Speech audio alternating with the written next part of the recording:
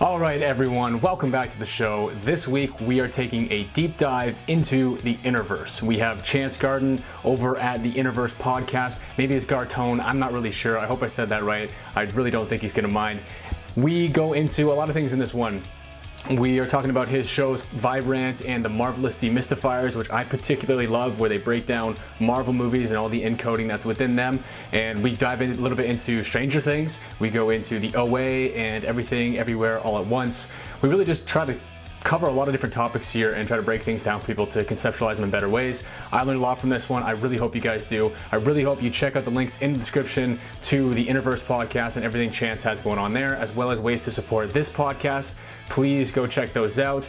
But without any further ado, let's get into the InnerVerse.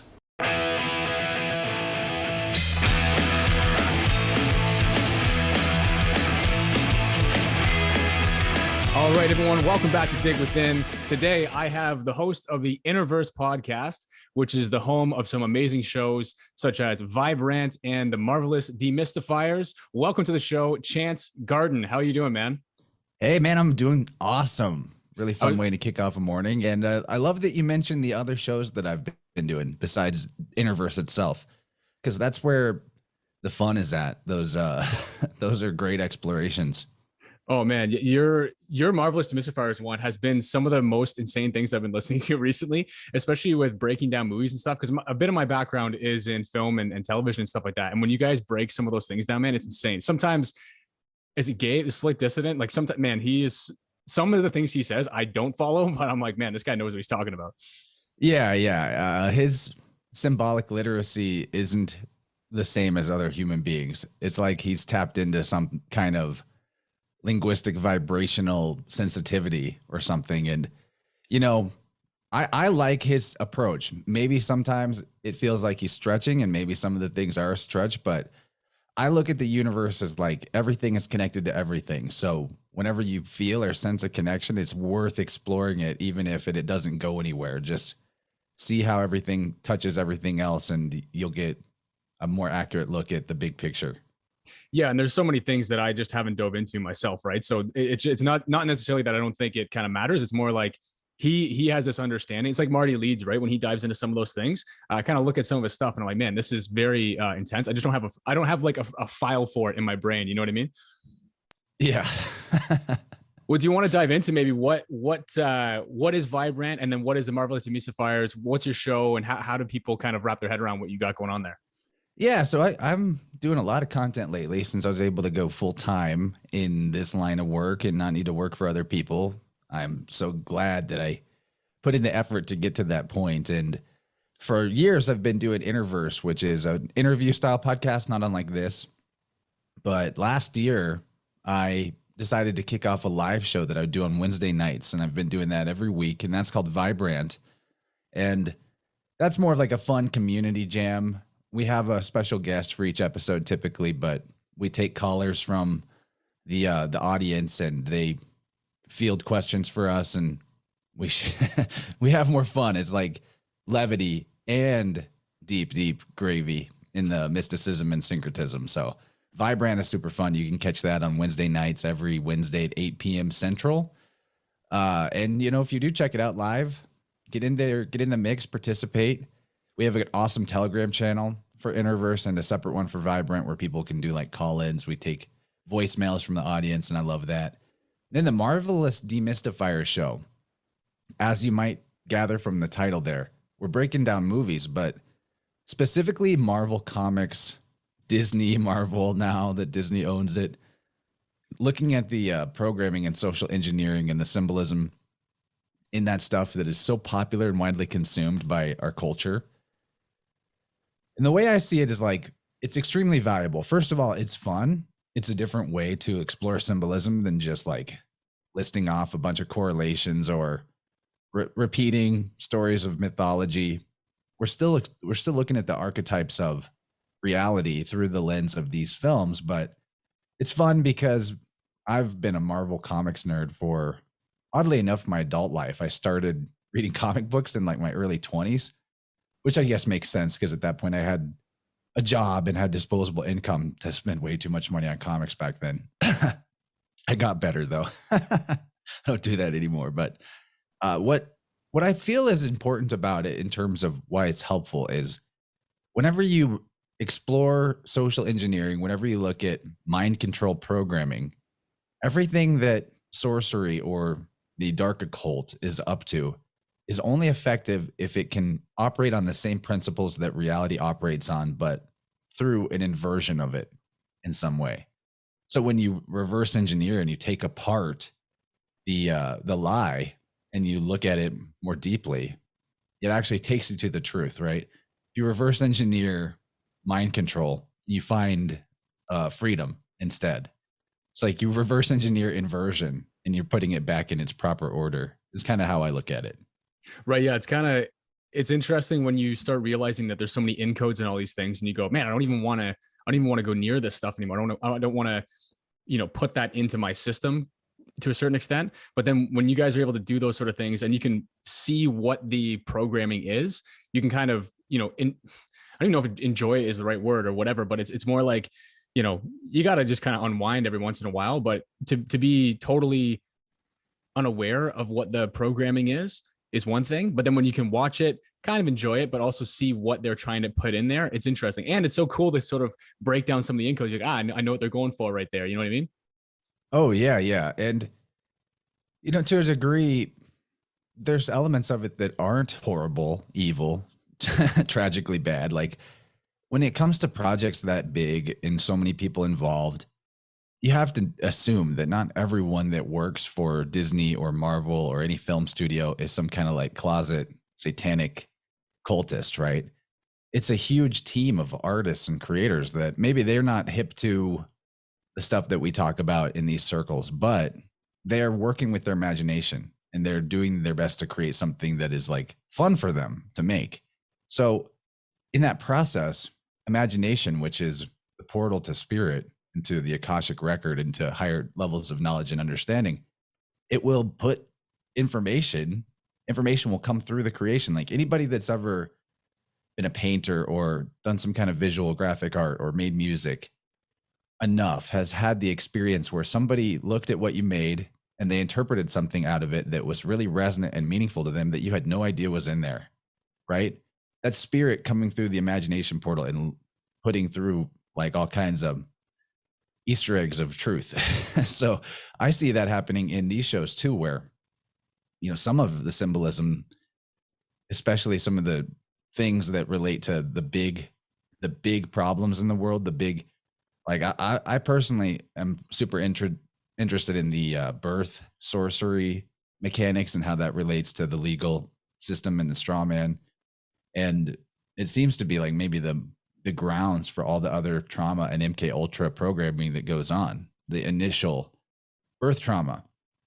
I find it all the time in people when I'm doing tunings with tuning forks for them. So yeah, that stuff comes through even if it wasn't intended to be put in there.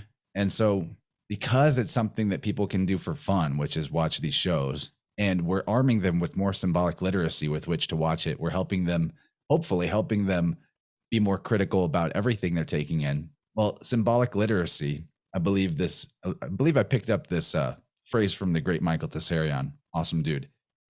Symbolic literacy is psychic self-defense. So that's the key. It's not a sin to enjoy, in my opinion, it's not a sin to enjoy something that came from somewhere as evil as Disney or something. Maybe you don't want to pay them money. Maybe you should find a way to pirate it or something. That's on you. It's up to you. But at the end of the day, like a lot of people created it. Creativity and imagination was involved. So it's a mixed bag. There's light and dark there. And we can dispel the dark with knowledge of truth. So that's how I see it. Yeah, I think one of your recent Vibrants, you had Gardner and a couple other guys on there, and it was awesome. You guys were talking about a show that I saw a while ago, but I never really dove into it back in the day. But it was the OA, and then they were talking about the new Everything Everywhere All at Once, and it's interesting, like you said, once you can kind of see these things and you can decode what they're trying to put in there, because you also have to think about if these people have more of this occult knowledge, then some of the things that they're trying to do there is pull you off your path, but then also sort of reveal the path that you kind of should be on so that they can get kind of like the straw man stuff. And they hint at all these things that are going on in the world over the past 2 years with the jabs and stuff is like, they put the answer in there and they put the offer in there so that you have to take it. So it's almost like, they are doing certain things with what they want to with Disney and Marvel and all that kind of stuff. But there also is the good kind of hidden in there, and you have to just weed through that to see what they're actually trying to push you towards, if that makes any sense. Yeah, there's a word, I'm going to probably butcher this, but a German word for psychological warfare, Weltanschauungskrieg, something like that. It means not specifically just psychological warfare, but the war of worldviews, worldview warfare. And in my opinion, that's actually the main form of psychological warfare that there is. Worldview poisoning is poisoning of yourself and your view of who you are. To elaborate on that, so I think that's what's going on in movies and film and things like the programming that we see. I mean, they call it programming.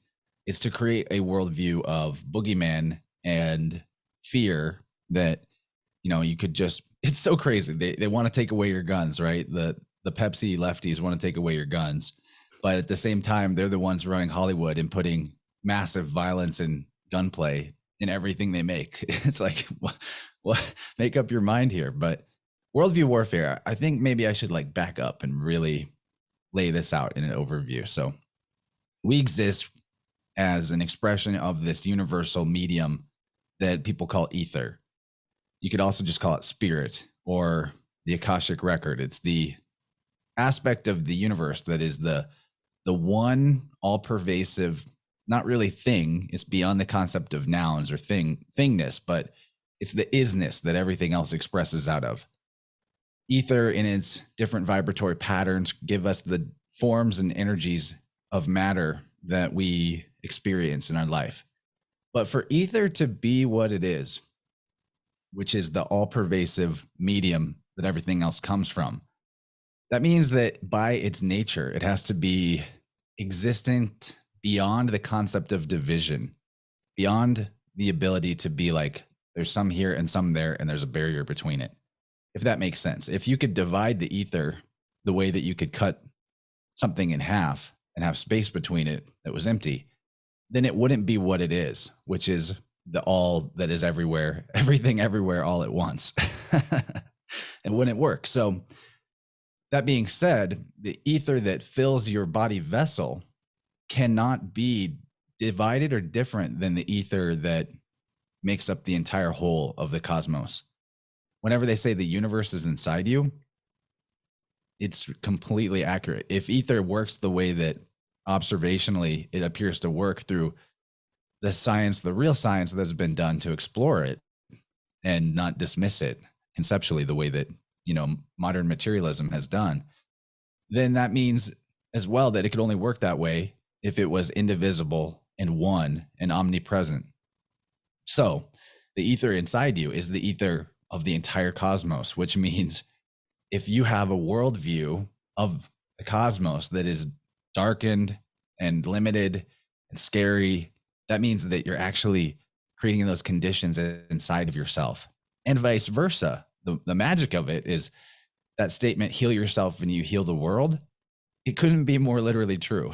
And it's not like if you could love yourself just a bit more, it isn't like a drop in the bucket in a vast, infinite sea of meaninglessness that your contribution barely made a dent. It's like if you loved yourself 10% more, there's 10% more love in the entire cosmos. And that's a big secret. But that being said, it's also a huge consent-based reality. So if you're poisoning people's worldview with the fear of murder and death and war and things that could just get you from around the corner, scary germs that you can't see, then now you're jacked. That's something people don't realize, is that by being fearful of those things, even on a subconscious level, is a form of consent to it. And this might sound like the most far out thing ever to some people, but I really don't think that human beings can be murdered or killed or infected or things like that without some level of consent somewhere along the line. So, you know, people that research conspiracy often will fall into paranoid levels of life where they're like, there's people watching me. You get the whole targeted individual phenomenon that people talk about. Uh, I don't even think that that's necessarily not happening to them, but I do think that there could be some aspect of their programming their universe through their fear of the watcher. And that tends to be a fear of coming to a higher level of consciousness about yourself and what you're doing to yourself, right? Because ultimately there's always a watcher, and that's you. You see everything that you're doing. And if you reject that observer status and you're instead putting it on the external and, you know, they're going to see what I did, I'm going to get in trouble, whatever the case may be. Well, you're not paying attention as much to like, well, how is my mindset? How is my stress level? How is my behavior affecting my health? Ultimately, it always comes back down to health. Health is the most important aspect of any quote unquote awakening process. If you don't make it to the health part, then you're still on a long meandering path that's heading there eventually. So I want people to know that, like, if they're new to the awakening process or conspiracy, that there's a lot of branching forks in the road that you can take from the beginning. Like, oh, I just got red pilled by the cooties scenario. Go towards health. There's multiple directions you could go from there, but if you go towards health, you'll learn about all the other things along the way, but you'll have your priorities straight, and you won't hold the vibration of fear and self-doubt as powerfully if your physical vessel is more harmonious and in tune. So that was a lot of rambles, but I'm sure there's somewhere to go from there. Yeah, no, I love it, man. And I think that that's what I found. I'm so grateful for finding even your show and people like you too, where, you know, I was listening to Owen Benjamin, I think, since like 2016, right? And seeing his whole kind of path through getting kicked out of Hollywood and all that kind of stuff. And it really sort of changed my interpretation of where I should go with my life and everything like that.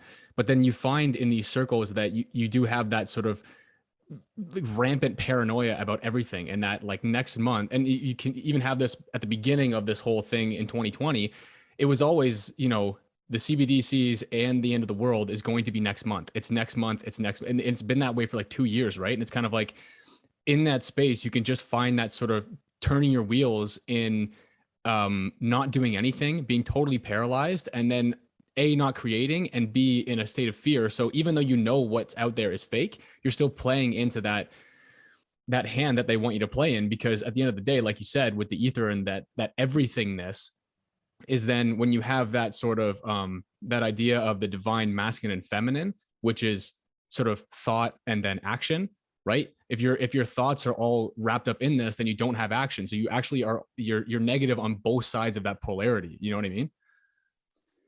Very much so. Very much so. And that difficulty with like the rubber meeting the road between thoughts translating into action is really common right now. So I do tunings for people. I use tuning forks. I do it remotely. Seems really woo because I'm like waving around tuning forks in my living room while on a Zoom call with somebody in another country.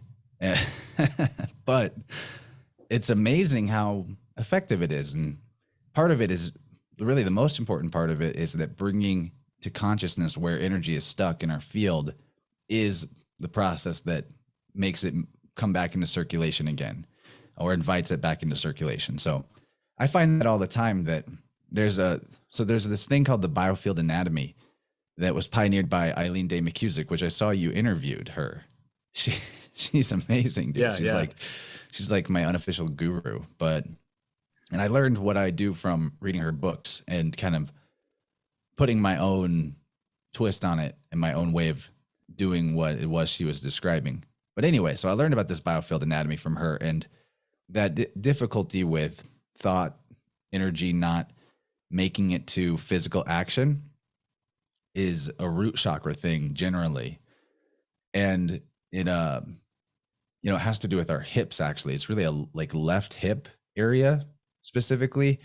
People's energy gets stuck behind the left hip. So there's two ways that it can go with the hips, and we notice how many people have hip problems in older age in the Western world, getting their hips replaced eventually.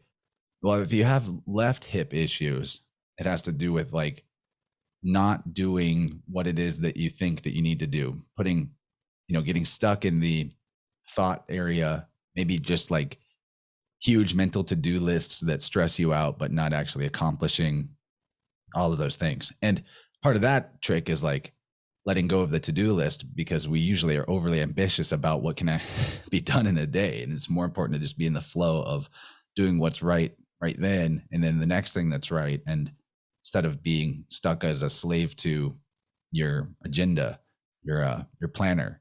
But on the right side, the hip gets the energy of like overdoing it physically. And believe it or not, you can be in both states at once. you can be overdoing it physically and not translating your mental energy into physical action all the way. It's crazy. But a lot of people will just get stuck on one side or the other. So the tuning stuff is incredible, because you can help bring awareness to that, put it back into the middle column of your energy field. But to finish up the thoughts on the root chakra there, part of what gets people in that state of not taking the action that's best or right for them, or even just like straight up indolence or laziness, is that they're not involved in the correct livelihood for themselves. That's the other thing about root chakra energy, is it governs our work, our livelihood in the world, because it's about resources that support and sustain our actual life. Has to do with where we live as well. So where we live could be a part of the issue. If we need to move because we're not resonant with the area we're in and we know it, or the living situation we're in, that can cause root chakra problems as well, and energy issues for the whole body. But specifically, people might not realize that like the level of energy and clarity that you might have to perform at a high level could be entirely different based on what it is that you're actually trying to do for your livelihood. So there's two ways of looking at it. Are you in an occupation? Are you occupied? Is your imagination colonized by some belief or outside force that is giving you the sense that this is the only way that you can survive, root chakra, by doing this type of work that isn't aligned with you spiritually, or isn't fun, or all the above? You actually would be able to perform that much more powerfully if it was something that brought you authentic joy and excitement and felt right deep within. So, your potential to generate currency is all about the actual current in your field, the electricity in your biofield. And simply put, like jumping off the cliff into some unknown direction that is also what you feel called to do, instead of sticking with the sure thing, brings such a different current to your field that your ability to draw to yourself the experiences and people and clients and whatever the case may be that support you on that path through the unknown is going to be 10 times, 100 times more powerful if you're actually feeling resonant with that path. But the key is, like, again, root chakra governs fear too. The key is to go into the fear of the unknown, instead of being like, I don't know what'll happen if I quit this job, or if I lose this job, what will become of me? Will I still have a house? Will I still be able to eat? But those questions are part of the programming of media and like the news and the economic system of musical chairs, where there's a certain percentage of people that are going to be impoverished just by the nature of how the debt-based system works. But the truth is, like in nature, if you look at how animals operate, other than certain cases where like maybe there's a squirrel storing its nuts for the winter or whatever, but the animals find what they need, and they're just like in this flow state of being a part of nature, and what they need for that day, they find it. It shows up. They're not worried about like 5 days from now, or a month from now, or 2 months from now. They're just doing what they do, and what they need shows up in their environment. Like the whole system is a giant intelligence. And even though we only hold our little bubble of intelligence, that doesn't mean that our intentions and our actions don't influence the larger web of the ecosystem of intelligence of humanity and of nature itself. And in a sense, like with, for lack of a better word, program it to help us do what it is that we need to do. Yeah, and I can't agree with you more on a couple of those things with just jumping in and without fear, or the fear is there, but you're still going towards it. Even starting this, I've been wanting to do this for a while, and it wasn't until I think September or maybe October when I started this.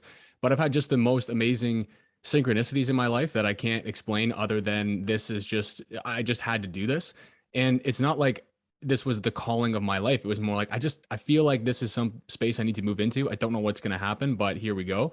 And the opportunities that have come up and the sort of people that I know. And we were talking earlier before we hopped on here with you know for one, your interview with Dylan Scoccio was one of, I think, like the quintessential breakdown of probably the Bible or Revelation or whatever. But breaking down his books like that, it was just insane to sort of, for one, to listen to that and then pick those books up, read them myself, and then reach out to him and one of our other mutual friends, Pat Daly.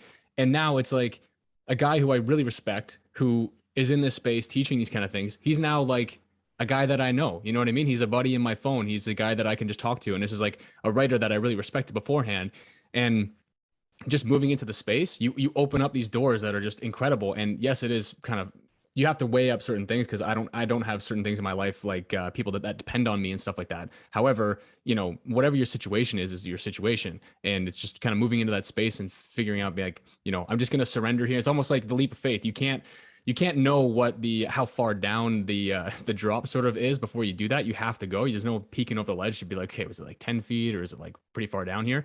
It's almost like the creator is kind of just like, no, you have to jump. It's going to be okay. But the fall is the sort of process there, but you can't peek over before to see, how far you're going to fall before, you sort of are cared for. Yeah. And another thing I'll add to that is like, use common sense. If there are people that depend on you to just pull the plug on some sort of livelihood that you're currently engaged in, I'm not telling people to do that. I'm not giving advice, but you can always move in the direction that is more resonant. And nature actually operates more in smooth transitions than big cataclysmic changes anyway. So I'm sure that that's kind of how I did it. I didn't just one day decide, okay, I'm going to be a podcaster and quit everything else. I didn't have the confidence for that. I didn't have the skills for that. You want to set yourself up for success. If it takes some time to develop the new skill set that you want to move towards, do that first. And that's where the work often is at, is like, okay, I am working full time and something I don't feel that called to do. Where can I fit in the learning, the knowledge? How can I start the practice, whatever it is? And I think it's not about how fast or even how far in life. It's about the direction you're oriented in. Because whether you're look at life like a game of chutes and ladders, you're either ascending or you're descending. Nature does not allow for stasis. So as long as you're on the upward momentum path in some way, the flow will continue to support you in that direction, and you'll know when to change up the pace, and it'll feel right, and the opportunities will show up. And the key is like, just follow the opportunities as they appear and don't leave them hanging, because universe isn't going to knock too many more times on certain things. Yeah, it's a kind of balance between following intuition and being rational. And I think that we're obviously sort of brought up to follow the rationality a lot more and believe that the intuition doesn't actually even exist. But a lot of people that I look up to and that I've sort of modeled what I want to go after, they've all said those same things of, one guy I like, the Lions Not Sheep guy, Sean Whalen, he talks a lot about going for it and just kind of jumping in and going all in and stuff. And people ask him all the time, does it ever get easier spending a lot of money developing certain things in your business? And he goes, no, I always am nervous about spending a lot of money. And this is a guy who makes, however much a month, but to upscale his business, he also has to put in those resources and those sort of things. And it's like, people think that after a while you just go, oh no, I'm a successful business dude, and everything comes easy to me. It's like, no, every single dollar, every single paycheck, you're still nervous about, but it's about moving into that in the correct way. And in that sort of, I guess, space of, it's going to be okay, even if it doesn't work out. Yeah, right. Like failure or obstacles, they're both the path forward, really. Everybody has some level of failure at some point in what it is that they're trying to accomplish. And that shouldn't be the discouragement by any means. But man, you brought up Dylan. I got to just comment, like, that dude totally flipped my couch around on how I saw the world. It was really helpful to get into his work. I remember when I first came across him on Instagram and saw what he was doing and picked up the first 2 books, and then the July's end of the 3rd book came out. Like, I wouldn't say I was like lost, but I had been studying mythology, religion, spirituality, symbolism, and the pull towards the mysticism side, in a negative sense, was very strong for me at that time, and had been for a while. Like, all the different things that the priest class tells us that we should just believe about, like the spirit world, and take for granted because they know for sure. And his work, along with getting more research into Wilhelm Reich, and the really good book is Ether, God, and Devil by Reich, gave me the realization that, hold up, we've demonized the scientific side and the mechanism side, at least people in our sort of spiritual communities, but we're totally ignoring the imbalance towards the mystic side, which ends up being not really any different than the mechanistic. This is what Reich talks about in that book, that the world is basically caught between these 2 false paradigms of the mystic and the mechanistic. The mechanistic tells you, like, eventually we're going to be able to break everything down to its base components and figure out the operations of material reality and explain everything that ever happened through that material reality. But for us to do that, we need these instruments and measurements and things that the average person can't even access anyway to verify, this expensive equipment and whatnot. But then on the mystic side, it's the exact same thing going on. It's like experts who gave us a worldview of how spirit operates through through us basically needing to trust that we take their word for it, that they're right. God told me, or I channeled this, or, I'm not like ruling out that there's information that's available and accessible through spiritual means. I'm definitely not ruling that out, or that someone could tap into what is called the Akashic record, which is really like the universal ether, and gain information. In fact, if your body is a vessel of containing all the universal ether in it, that means your body knows everything, including stuff that you never consciously knew or learned. And that's amazing. Learning how to communicate with your body and tap into that, I believe, is what it means to be psychic, even though many psychics don't even know that that's necessarily how they're doing it. That being said, so Dylan's work really helps to show the corruption of that mystic path and the silliness of a lot of it. Like his newest book, book 4, I really enjoy. The book is called A God's Acre for the Winds of the Soul. I really, really enjoy his breakdown of the different astrological ages that the priest classes have told us about. Like what people hear about is the Kali Yuga they say we're in, and these giant ages like a day of Brahman and millions of year cycles. And I'm like, look at that. And then look at the dinosaurs existed millions of years ago, and we know for sure. And this is the history of the world through the geological record and some fossils we found. And trust us, we know the age of the earth, and the universe is 13 billion years old. And like, it's the same shit on both sides. It's the exact same thing. Just like the right and left in politics are the same thing. It's Coke and Pepsi. It's different branding. It's really pretty much how it works. So learning to, and it's still an ongoing path, an ongoing journey to dissuade myself of ideas that I picked up through either one of those means of mechanism or mysticism, but learning to check back in with nature on all information that I take in, what I can easily observe to be true, or what aspect of the symbolism I can correlate to what is observable in nature, and sticking to that as the grounds of what is useful or real about it. Yeah, man. I was thinking that recently. I had a conversation talking about how it's so funny that in the scientific community, they say that it's ridiculous that we came from Adam and Eve, and that there's these two people that just populate the whole earth. Like, this is insane. And then you go, okay, well, there was what, all these different races of like Neanderthals. And then at the same time, apparently, two of them started talking just out of nowhere. And then those two mated, and then they like made everyone else. And it's like, it's almost like in the Bible or whatever, if there's different races and all these kind of things, like there's elves and there's giants and there's all this kind of stuff, right? You go, how much more ridiculous is that storytelling, if you want to call it storytelling in the Bible or something, to the idea that like there was all these different other like types of races of man, and then the two kind of got together, and then they, you know, went to war with everyone else, wiped them all out, and now we're only these ones here. It's like, dude, it's the same story. It's just whether or not you're going on one side or the other.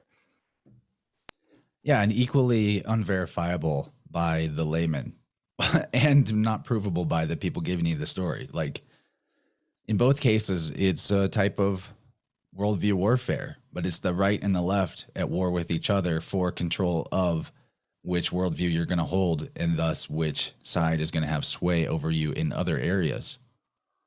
Yeah, and that's what Dylan's work is really great, because it's almost, it's like when you look at some of these things, you have to have, if you're going to break something down, you have to have something to build it up on, or you're kind of in this sort of, I don't know, this abyss of sorts. But I mean, it's okay to have that actually, and just kind of balance between the two thoughts in your head and not make a solid foundation on one before you really kind of comprehend the both.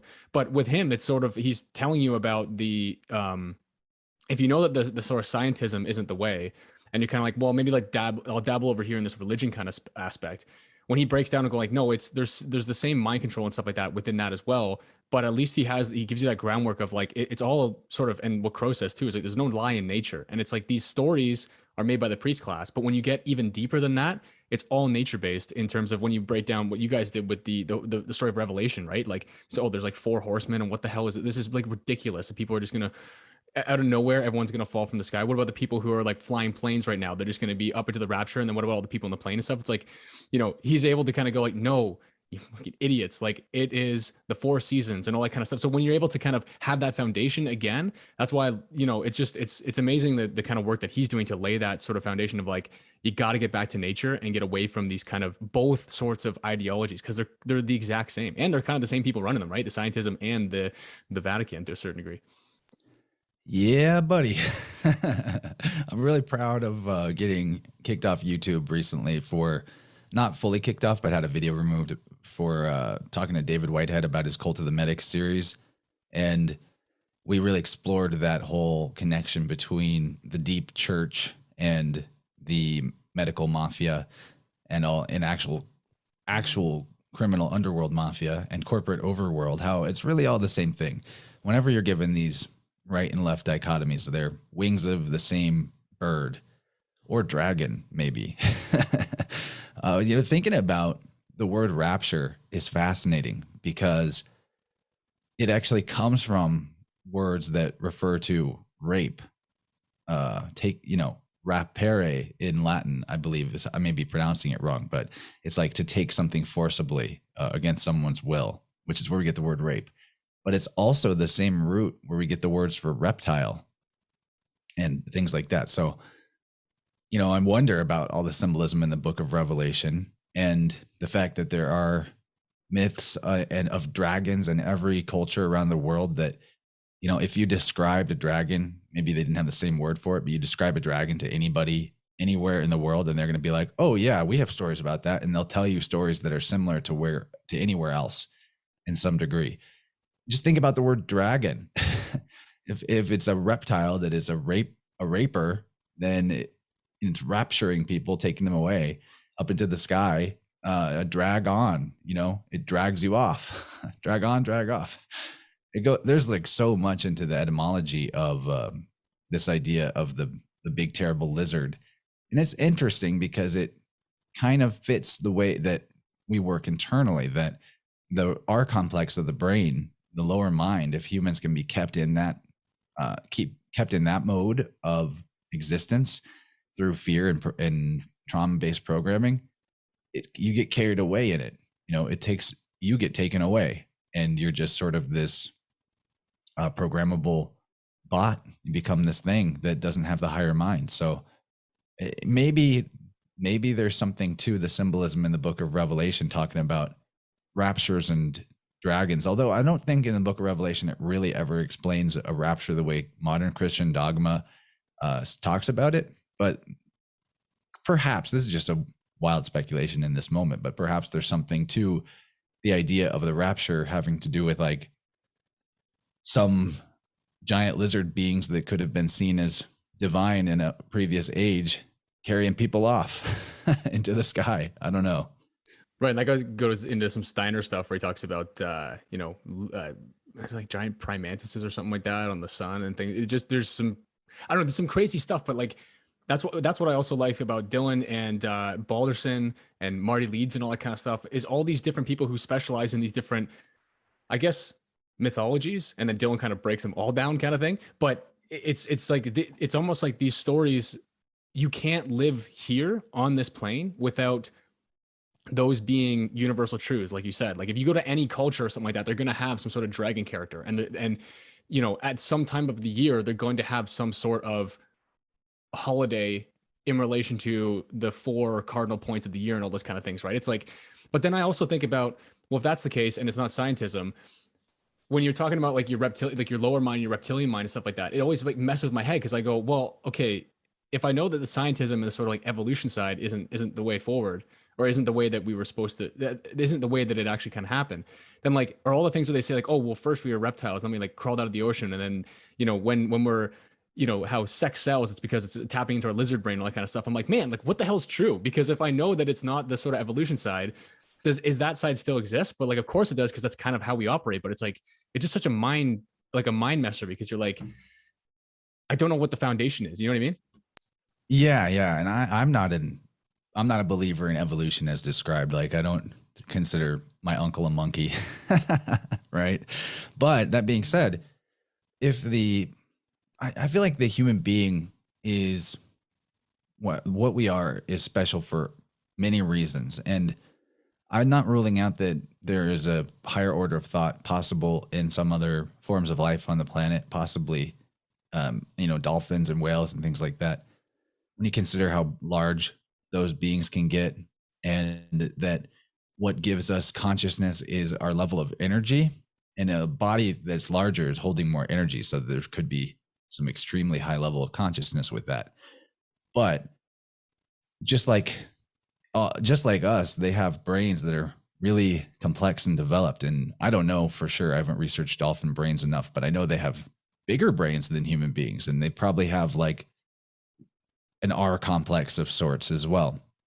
And where I'm going with this is that if we are the template of the universe, or like our bodies are sort of a fractal reflection of the whole, and all life is this thing that is self-similar across scales, then we would contain the reptile within us without needing to have evolved from the reptile, if that makes sense. That's kind of where I'm at with it. I don't know if I believe that we descended from an angelic state either. I'm not sure, although that feels more likely than, I say angelic, I just mean like a more aware of truth and wholeness and our power as carriers of the divine spark. That feels more likely than coming up from some kind of slime primordial soup thing. But I hold space for the possibility that existence, which is source, is the aspect of reality that doesn't have a beginning or an end, is unbegotten. It has, so maybe maybe existence has always existed, and in some form, in some way, shape, or form, we've always been here. And what has shaped and molded us is our level of traumatization versus our level of recapitulation of our parts into a whole. And that could be the pendulum swing that humanity has been on, and giving the appearance of evolution and the rise and fall of civilizations. And obviously there seems to be a correlation to all that with the sky clock as well. So that's kind of where I'm at with it. Yeah, because couldn't that be the idea that people like Howdy with breaking down the World's Fairs and stuff like that, these resets or whatever might happen, and the idea that the human beings are different in the fact that they do have that choice. And I know Crow's talked about it a bunch with I think it's Steiner's work, but I can't really remember it, where it's the higher planes or the higher kind of beings, whatever you want to call them, don't have that free will, and that's why they kind of like to, I don't know, tap into people on this plane, because they're sort of envious of that to a certain degree, because we are different in the fact that we have the potential to be good or to be bad. But And think then, about this, Rob. If they don't have free will, then how did they make the choice to tap into a human being and like be their passenger and ride around on them? I don't know. yeah, I've no, I heard all don't. that stuff too. I don't know about that. Right, and that's this is where it's so confusing, and it's hard to find the answers, because for one, you get right back into that loop that we were talking about earlier of people who are the sort of looking into these kind of these ideas in like the sort of conspiratorial side of things, and all you really have is debunking the current idea and showing how it's not correct. But then it's almost like it's next to impossible to figure out what it actually is, because there's so much going against us to like figure out what that is. Do you know what I mean? Like it's almost like I guess Embrace the mystery. yeah, exactly, right? Because like those books that are in the Vatican or whatever, right? It's like to a certain degree, if we're not allowed those, or they demolish these buildings like they had in the World's Fairs and stuff like that, it's like all we can really do is get as close as we can to figuring it out without actually, getting the sort of keys to the kingdom. Yeah, no history book will ever be true. Period. It will always be words on a page or a record of something that that came from a fallible human being that had a motivation. And even if information in it describes what really happened, it's still not going to be the whole truth. Actually, the definition of a lie is when truth is somewhat omitted in any way. If there's a partial omission of truth at all, that would be considered a lie. So every history book is a lie because no history book could ever contain the whole truth. And in that sense, we can't contain the whole truth either. You cannot define the truth. It's the same as putting God in a box and giving it a name, giving the self-existing, all-pervasive life force energy of being, which is a verb, not a noun, in some sort of a limited definition. It can't be done. It will always be incorrect. It will never be the whole truth. So that's what I mean about there maybe not being a beginning or an end, that it's beyond, it's just like the ether. This is why I think Reich considers ether to be what people call God. I do personally. I think that the life force energy that we consider to be ether is the oneness of our construct, whatever it is. So with truth, what you said was actually the answer in itself, that all we can do is debunk what isn't true. All we can do is rule out what it isn't. And that is how we start to get a wider perspective on what is. And we'll always be in that process. It's an eternal process. And that is awesome, because it means that we get to continue to exist and that existence will never end. It's like when I say chutes and ladders, it's the ladder goes on and on forever. It's infinity. And you keep climbing it by asking questions. And when you find an answer, that answer gives you more questions, and the path branches off, and you get that pattern, dendritic pattern, like you see in the veins of your arm, or the veins on a leaf of a tree, or the branches of the tree, or the lightning crackling across the sky. That pattern of branching, that is the pathway of life. That is us asking questions and then staying on the path, asking as king, questing with our eye on, questioning. All that is the way. I feel like that's the way. And you say in Taoism that the Tao that can be named is not the Tao. I feel like that is so helpful to keep that in mind at all times, and just replace the word Tao with like ultimate highest truth, or history, or anything that has been given to us in some form, served on a platter as like, here's a dogmatic view that you can accept that limits your ability to ask questions about this thing, because now you believe you know. And that is the ultimate weakness. The ultimate limitation is believing that you know. And it's better to just say no to big, all-encompassing dogmatic beliefs, because at least then you can keep moving, and you might find things that end up feeling true, and you integrate them and accept them as a higher truth, and then later realize you got to discard it. Just always be ready to say I was wrong, and you always will find reasons to say that, and it'll always empower you when you do. Right. Yeah. And that's what I think about. I think Dylan mentioned recently on his episode with Crow that he doesn't make claims. He just debunks what's not real, right? Because again, then you're making space for the idea that I could be wrong, or I'm not saying one way or the other. I'm just saying that it's clearly not this, and now we can move towards getting closer and closer to that. But again, like you said, we'll never kind of be there, right?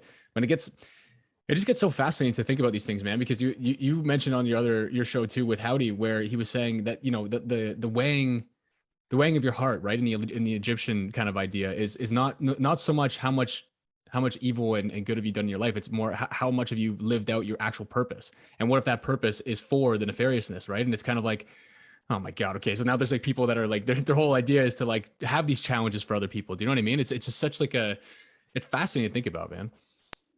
Yeah, and going back to that idea of higher beings that may or may not be interfering or assisting with human development, and that idea that Fortune Saint Germain puts out, I believe, or maybe it came from Steiner, I don't know, but I hear Crow say this a lot recently, that they have no free will when they're closer to the Godhead. I call bullshit. I love Crow.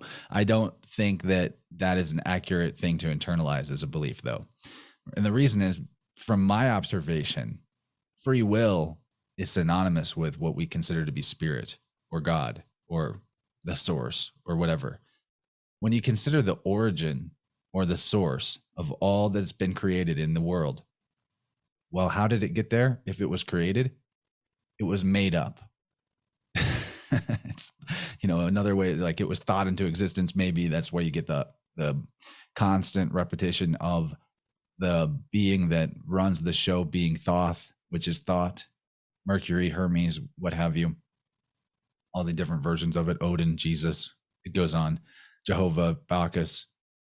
So if that's the case, if what is the source of all things is like something made something up, right? Whenever you tap into your divine spark, in my opinion, the most authentic spiritual path being to follow what inspires you creatively and to keep creating whatever it is that you feel like creating. I think that is the most authentic spiritual path you can be on, rather than some sort of mystic or mechanistic dogma-based, tyranny. So whenever this even applies to like healing arts, to what I do with tuning forks, to being psychic, things like that. Even if you're doing it authentically, the authenticity comes from your intention, purity of intent. And your purity of intent and thought comes from your health and how well you're in balance. So basically, at the best levels or the highest levels that I've ever experienced or witnessed of healing arts or things that you would consider energy work of that nature, it feels like you're making it up as you go. I tell people this a lot. That's where people get hung up, and they're like, oh, if I'm making it up as I go, then I must be faking it. This isn't authentic. And they get this like imposter syndrome thing. If you're feeling the imposter syndrome, it's because in some way you're imposing what isn't true and what isn't you onto the process.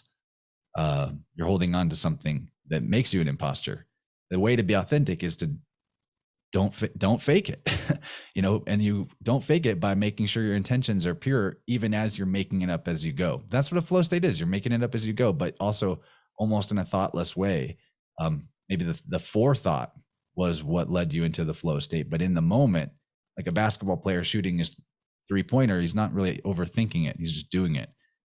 So that's where we tap in and get closer to the divine spark or the source, when we're making it up as we go. So that would mean that, in my opinion, reality is made up in the same way, the larger reality, the all that is mind. And so to me, it's only logical to assert that what we consider spirit, God, ether, what have you, is on a vertical axis, like Walter Russell would say, with other concepts such as free will, spirit, consciousness, love, mind, God. All these words Walter Russell puts into a vertical column of being synonymous with each other. And if that's the case, then how could some ascended angelic being that was closer to the so-called Godhead be lacking free will? Then that would mean that they're actually a lower being. They're further from the Godhead if it's something that has no free will. That's a being that's getting closer to some sort of like demiurgic egregore, in my opinion, something tyrannical. Right. Yeah. And then there's the idea that we make a choice to be here and we come here for the purpose. And how would we make that choice if we didn't have that free will in the other plane, whatever it was? Yeah, and I think it's safe to take on that idea of that is put out in the New Age and spiritual communities, that like you chose all your experiences, including everyone that would ever wrong you, and that you would wrong them. I feel like if we can philosophically assess that free will is the grounds of being, then that would mean everything's free will. And that means that you can alleviate some of the judgment that you cast at others who have wronged you, and instead just try to find the lesson that can better yourself in it. It doesn't excuse wrongdoing. I'm not saying like, oh, she got raped because she chose it in the spiritual dimension. Even if that is true, that doesn't take away the part of the lesson that needs to be learned by the one who did the act. They chose it too. And so they're going to learn from the consequences and, the feeling of what it was, and the feelings that the feeling of what happened, and the feelings that the resulting actions from those feelings. They're all part of the chain of consequences. I would say that I'm leaning towards not believing in karma as described by the Eastern traditions, but that there is obviously a chain of consequences, and we should definitely focus on that. But I believe the karma thing does trip people up because it's part of the priestcraft jive, like original sin is given to us in the Western traditions. Well, in the Eastern traditions, they're like, it's karma. It is your karma. You were a shithead in a past life, so this is why you suffer. This is why you are a lower caste.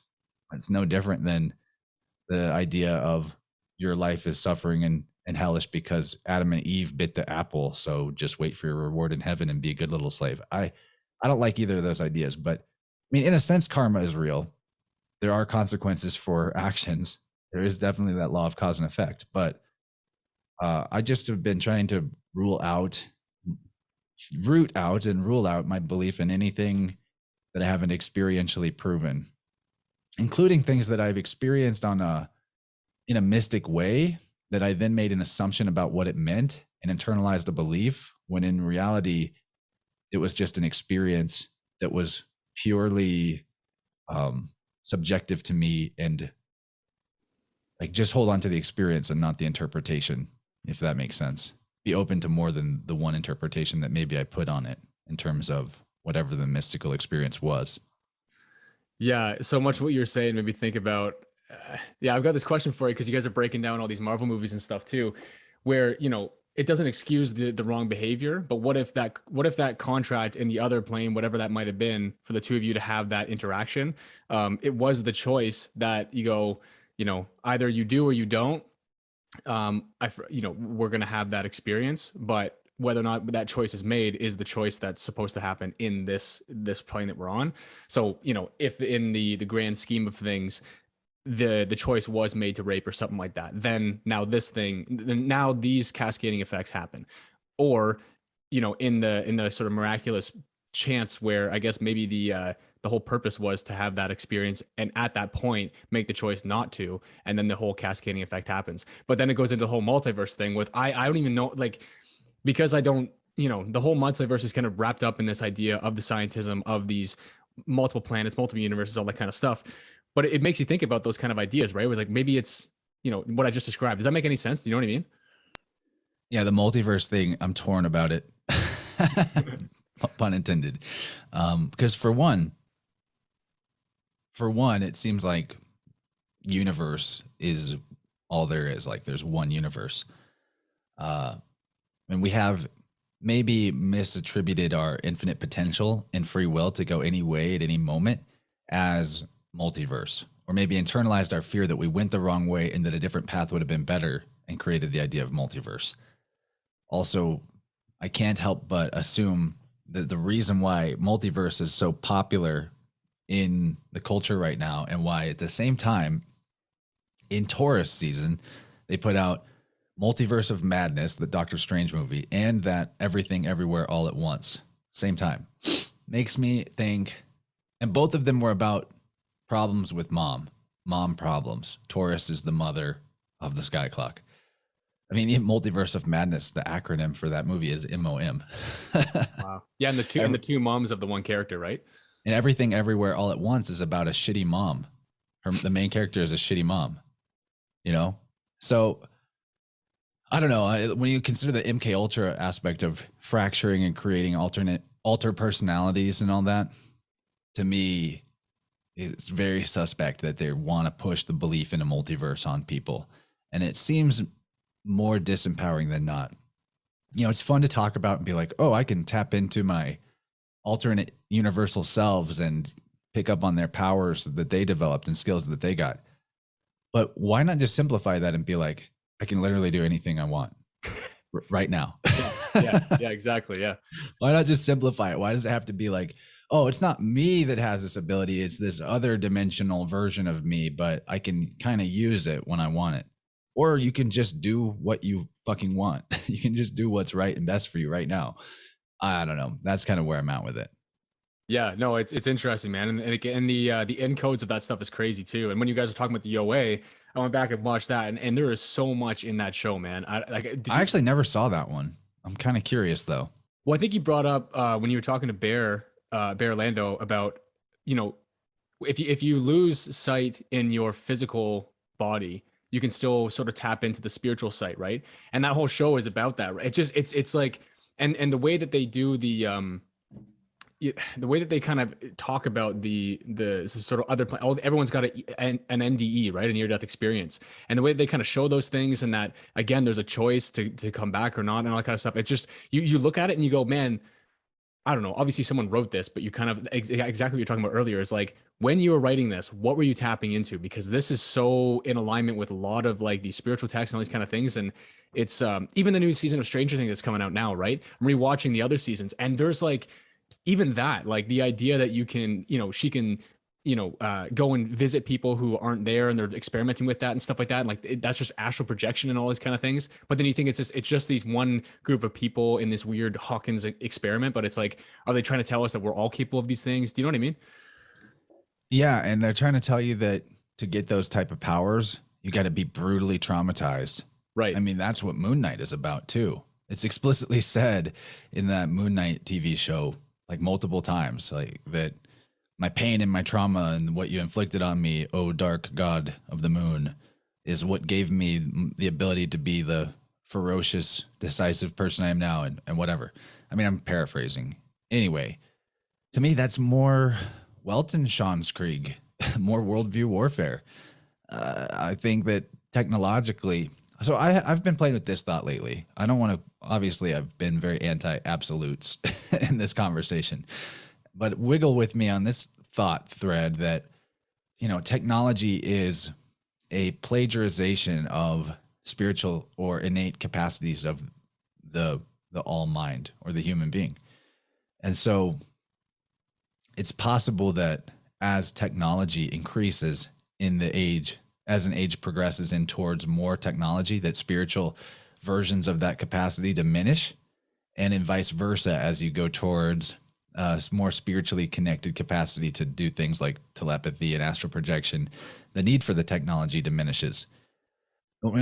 If the idea of the precession of the ages is accurate, then we have gone to the full end extreme of where, I guess, the technology side would be dominant. I would think that the Piscean age would be where it was at its height, right? Oh, technology would, because that's like the end of the sky clock, the end of the road. Maybe.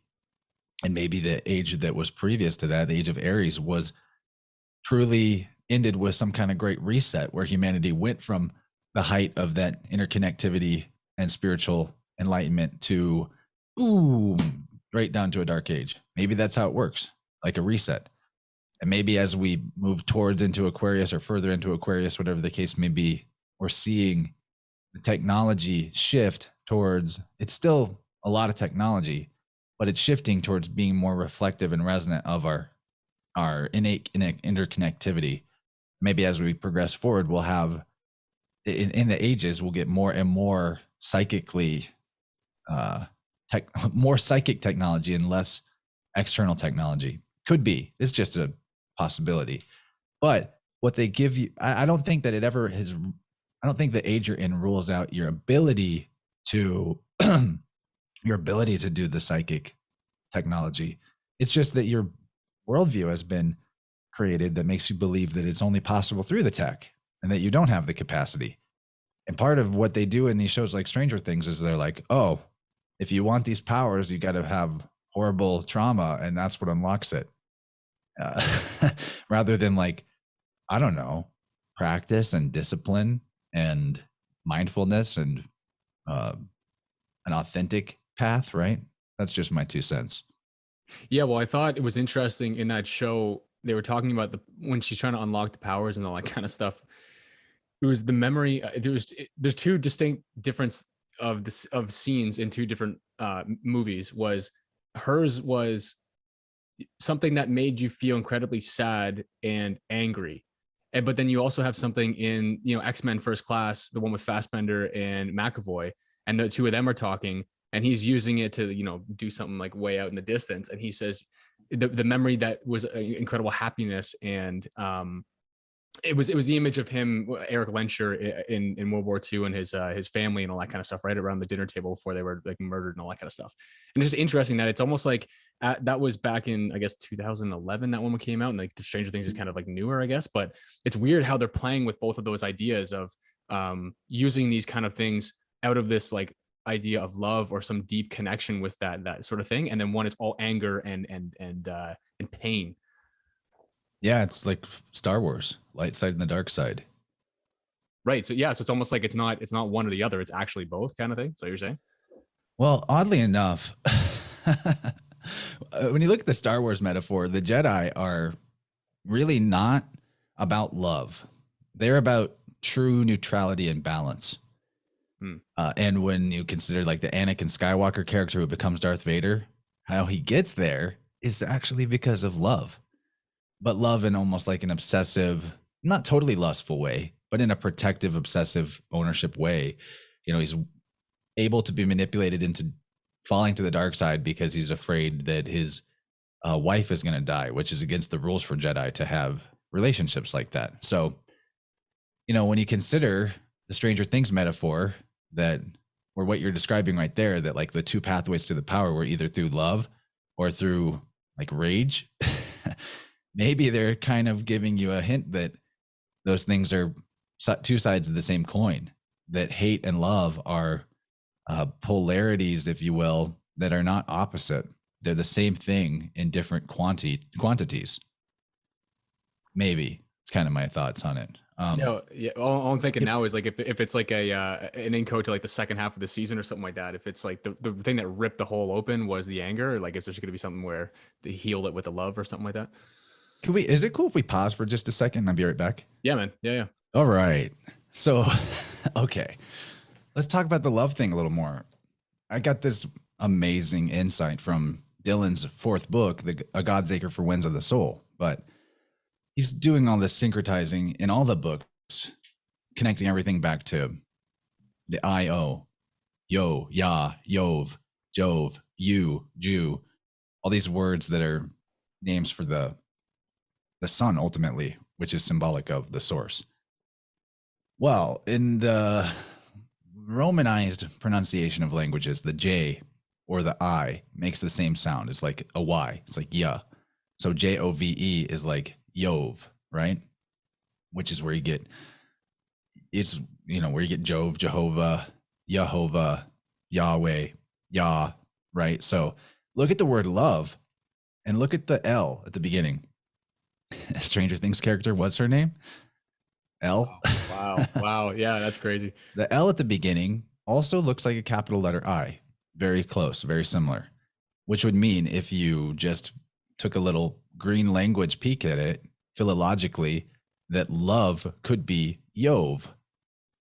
God is love. God is Yov. And now think about all of the aspects of maybe your own personal life, whoever's listening, where you thought you were following love and it kind of took you in the wrong direction. I can say that that's happened to me. I say the wrong direction. There's not really a wrong direction. I don't want people to think like, oh, I screwed up my life here or there. But it took you in a direction that ended up being a failure that you needed to learn from and change course, which is ultimately a positive. Sure. Ultimately a positive. There's, it's good. But consider all the different subversive movements in culture that center around love. What month are we in right now? June. What did they turn June into?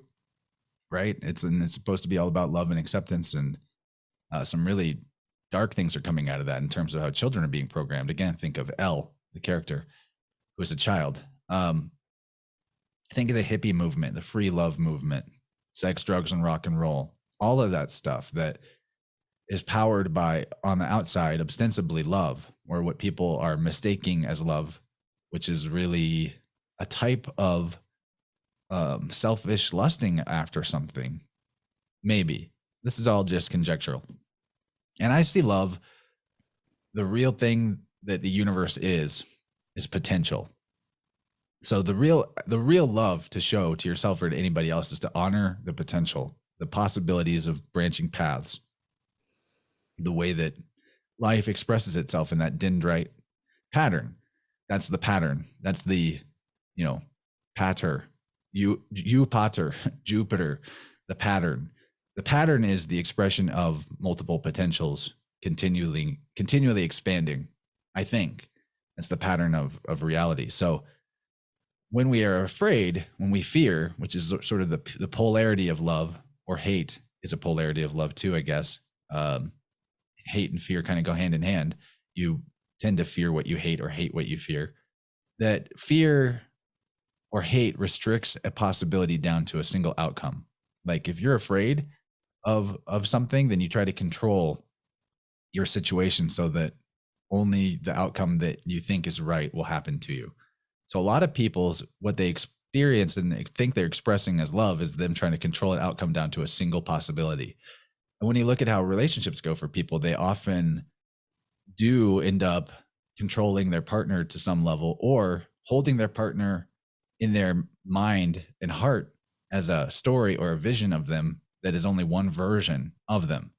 And that if they strayed from that version, they'd be afraid that they wouldn't be loved by them or be able to love them anymore. And it's a very unconscious, subconscious thing. So love, on the other hand, truly loving another person, another being, or yourself or the world, is to honor the possibility of as many or even infinite potentials as you possibly can without trying to control the outcome, with trust that the right way will emerge in the multiplicity, in the potentiality, without needing to control. So I also look into satanic cults and ritual abuse and sacrifice cults. It's bizarre to be in the position I'm in.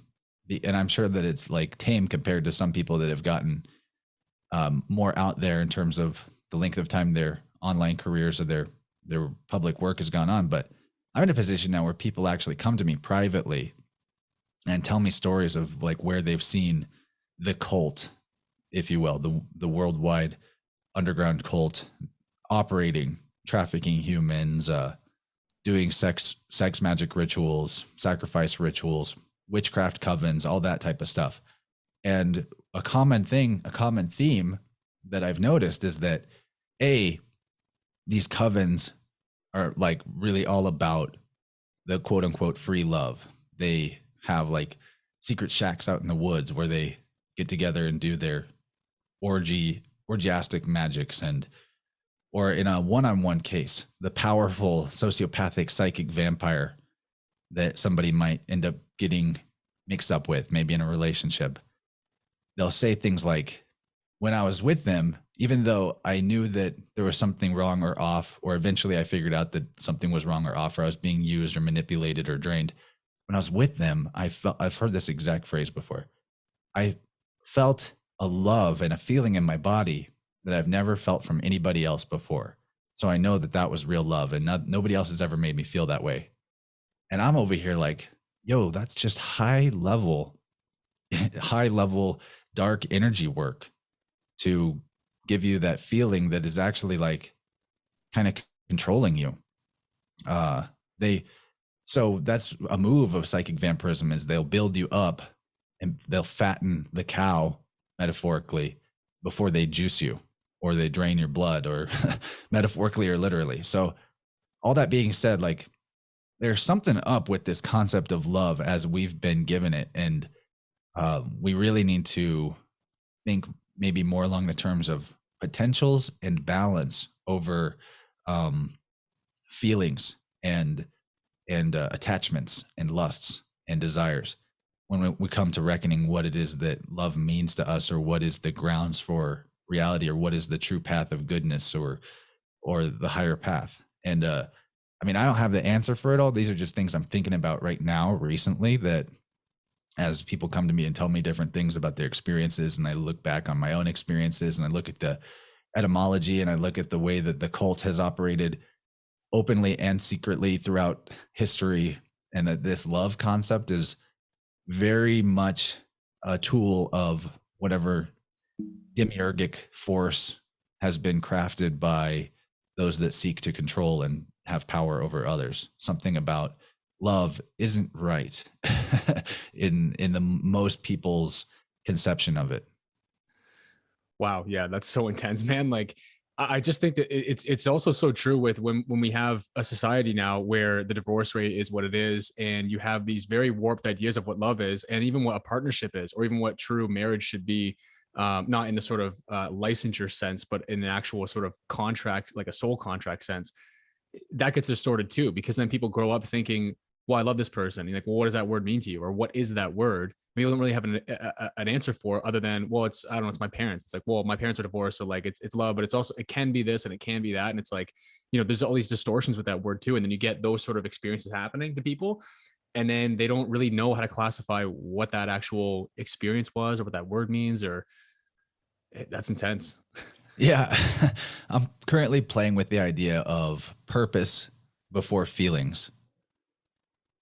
Okay. And not that feelings are irrelevant, but that purpose is the priority, maybe. And not to ignore or suppress your feelings, but like, look at how your feelings maybe are interacting with your purpose, hindering it or helping it. And something in there might be a helpful path forward, but I haven't got an answer. Interesting. Yeah. That's kind of, When you think about like the divorce thing, right? Maybe people would keep their family together and find a better harmony if they were aligned in purpose, and then working out their feelings in support of their purpose, rather than being like, oh, my feelings mean that I got to crash and burn all the purpose that we ever had. Right. Yeah. And I guess that's kind of the hyper attention, hyper focus right now on like feelings over, it goes back to like, Yeah.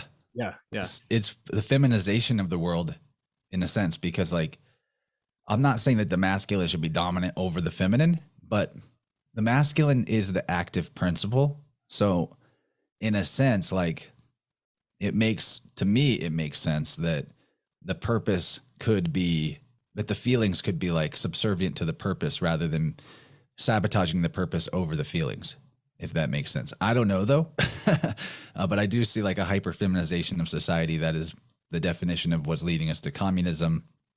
I know you've talked to Dylan before. You've seen his thoughts go pretty extreme in that direction, but there seems to be a thread there for sure. And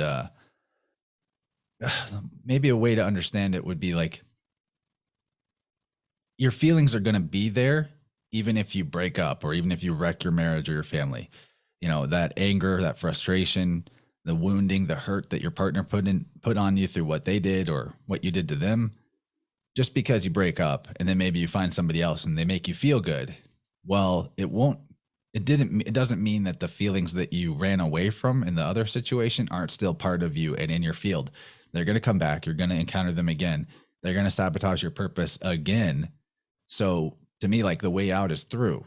Go into and through the feelings, figure out the root cause of them. Don't ignore them. They're there for a reason, but don't let them overrule your purpose. And maybe you come out the other side of working through feelings with like in a relationship sense, and you still are very sure that now, like, I know that these feelings aren't there anymore. I've reached a place of balance and neutrality, but I still see that my purpose is misaligned with this relationship or this family or this job.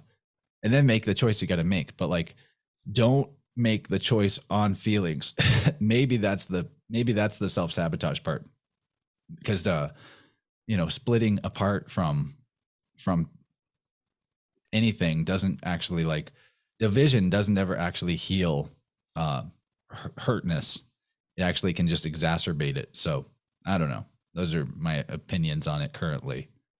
Well, right, and what you were saying about letting your go through the emotion too, because isn't that, it's kind of the idea of what you're doing with your biofield tuning, right? In the terms of, if you lock your emotion, if you're not your emotions and your emotions do move through you, then if you tense up like a car crash or something like that, you end up locking that emotion not only in your psyche, and where every time you experience that, another kind of event that sort of triggers that response, but it's actually physically in your body too. Yep, you hold on to it in muscular tension and in your field. And the thing about that is, like, it lowers your level of consciousness because you have less energy in circulation.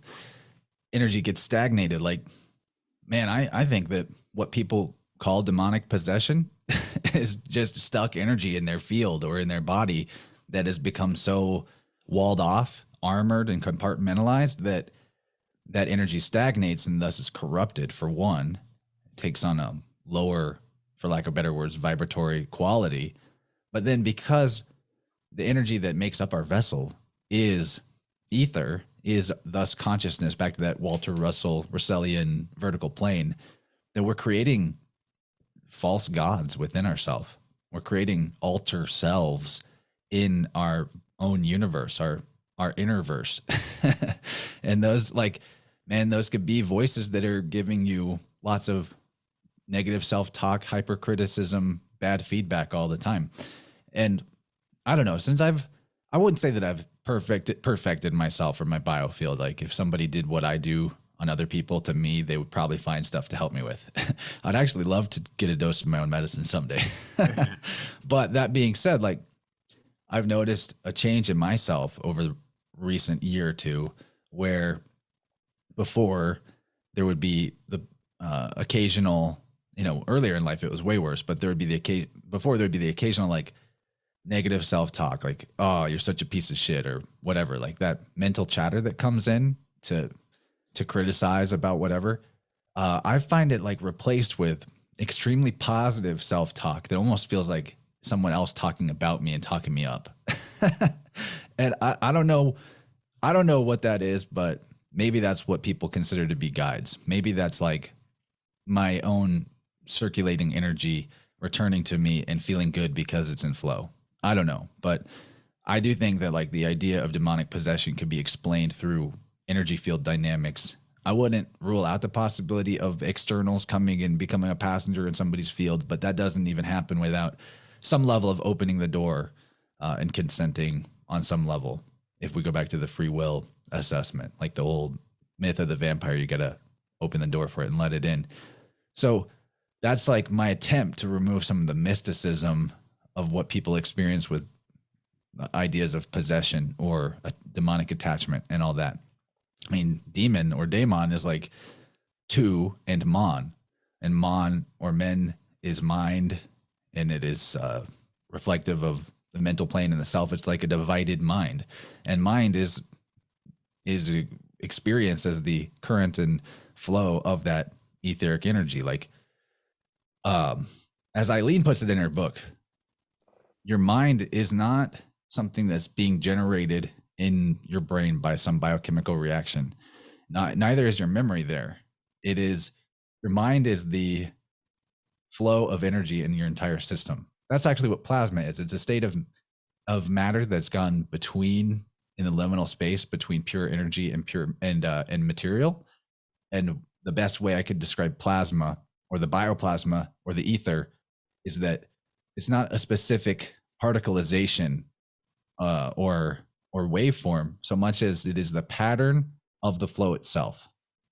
and it makes it a little bit abstract in that sense, but that is where your mind is at. Your mind is this field of flow that your body vessel is generating, containing, whatever word you want to give to it.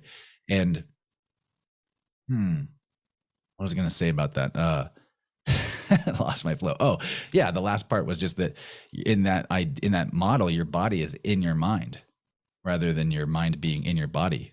And I think that's more accurate. And it also reflects the Hermetic axioms that seem to have a lot of validity to them too, in terms of being possibly universal laws that we can actually accept as being somewhat reflective of truth or fully true. Like, I definitely jive with pretty much all the Kybalion 7 Hermetic principles. They seem to prove out in nature. So they're not the full truth. That's why there's multiple, but they do describe truth. So truth cannot, the way I understand like laws and all that is the truth is not definable, but it is describable. And a description doesn't have to be all encompassing. It's just qualitative, right? And that's the way the most powerful language works too, is descriptive rather than definitive. Right, yeah, and there's always the failing of words too, right? Because there's the thought that you have in your head is never going to be the exact words you can find verbally. So it's almost like words always fail, and it's interesting to really understand them. That's why I love Dylan's work too. Is almost like you're never gonna win. You're never gonna win a game against people that you don't know the rules. And he sort of provides that rule book to people too, right? And yeah, what you were saying is so true, and it reminds me a lot of what Paul Chek says as well. Is even like your soul, right? Your mind or your soul too. Is people think about their body and their soul is trapped inside there somewhere. Where he's kind of like, no, you don't understand. Like you know, the energy form that you are isn't just your body. It's outwards of that as well. Like Eileen's work and everything like that too. So he's even saying even your soul is not like your body. It's almost like your body's trapped in your soul, not your soul's trapped in your body. Yeah, and even trapped is a Well, yeah. yeah, and not to like mince words or pick the point apart with you, but we have those expressions of language. We've been given the belief of like this sort of pop culture Gnosticism. The body is a prison planet. Yeah. You know, you got to ascend to escape. And ultimately, I feel like I wanted to make this point earlier, but I think the weapon of the so-called enemy is division. I do not think that I have ever witnessed division in nature. I think I've only seen addition, subtraction, and multiplication. I don't think I've ever seen division. And like in a mathematical sense. I'm pretty sure division is the tool of the artificial and the artificers of our culture and the controllers of our culture. And we observe that so obviously in the way that, you know, here's the current thing, get divided over it. I support the current thing. I'm against the current thing. I support the Cokes. I support the Pepsis. Like it goes on and on. And I think maybe other than like getting into the birth trauma aspect and the very original artificially induced division of having the umbilicus cut before it's ready to come off on its own, you know, that's like an artificial division, right? Other than that, I think one of the primary divisions that has been rooted in the human psyche is the distinction between body and spirit and the belief of a spirit world and a physical plane. And in my estimation, there's not a difference between the two. In my estimation, if we're saying that ether vibrates to create form and that our bodies are containers for ether, but also the physical form itself would be created of ether, not just that it's holding the current of the plasma in the flow, but that what we can experience as hard matter, our physical body, is still ether. So that means it's not like, if ether is spirit, that means that there isn't some spirit plane over there and we're over here. We're in the spirit world right now. And I think I've heard people say things like, oh, this is the realm of inversion, or we're actually all dead right now and need to like figure that out. And what I think what they're tapping into but misinterpreting is that there isn't another plane that the dead go to or that the spirits reside in. I think that part of the reason why there are spiritual forces at play and even like influencing and corrupting mankind, the whole fallen angel idea, is because this is where the power's at. This is existence, man. This is where it's at. So if you can gain control of, like, you'd ask yourself, like, what's the point of some spiritual entity wanting to gain control of physical material resources on the dimension that we're in? What is the point of some higher octave of reality wanting to come in and influence the material world and gain all control of all the gold and this, that, and the other thing? Well, what if they're not on what if there isn't a higher plane, but that octave that they're existing on is just a different wavelength of vibration, but it's not separate from here. It's part of the same vibrating chord. Light and sound and electricity and gamma rays and X-rays are all a spectrum of vibration of the same thing, which is just that very idea that you can go look up a chart and see the different frequency bandwidths that are labeled as such, like the visible spectrum, infrared, ultraviolet, gamma rays, all of that, and like sound at the bottom, sonic level of perception. The fact that that's all on one spectrum, and even scientism acknowledges that, in my opinion, demonstrates that there's an ether. Like, what's vibrating then, yo? What is light? What are photons? So all that being said is, I think, like, why would the beings want to control the gold? Well, the gold has a certain vibrational quality. And why would spiritual beings want to come in and inhabit this plane or take over this plane or control this plane? This is their plane too. I think existence is what exists. I think it's a oneness in that level, and that the schisming in our minds between a here and a there is part of the original control mechanism that the priest class has used against us forever. Like, oh, be a good slave here and you'll get your rewards in the afterlife and all of that. I don't really buy that anymore. I don't buy the division between spirit and matter anymore. And I don't hear a lot of people talking about that, but I'd love to shift the conversation into that direction and see more people explore that idea and come up with potentially more reasons to support it now that they're opening up to the thought, maybe. Because I think it's disempowering ultimately to have that division. I think all division is disempowering, and that's the design of it. Anyway, like, it's in the word, like, division. Maybe it's innate to our experience since we have two eyeballs, but the upside of it is we are granted the capacity to create and to take the components of nature and attempt to make something new with it. But it's our greatest blessing and our greatest curse, in a sense, because if what we artifice is out of alignment with the way nature does things, it's going to hurt. And if it is in alignment, it's going to help. So like, we have the power to exalt what nature does. And that's basically at the core of what lab alchemy was ever trying to do. I love what Balderson says about alchemy, that the philosophy came from the lab, not the lab coming from the philosophy.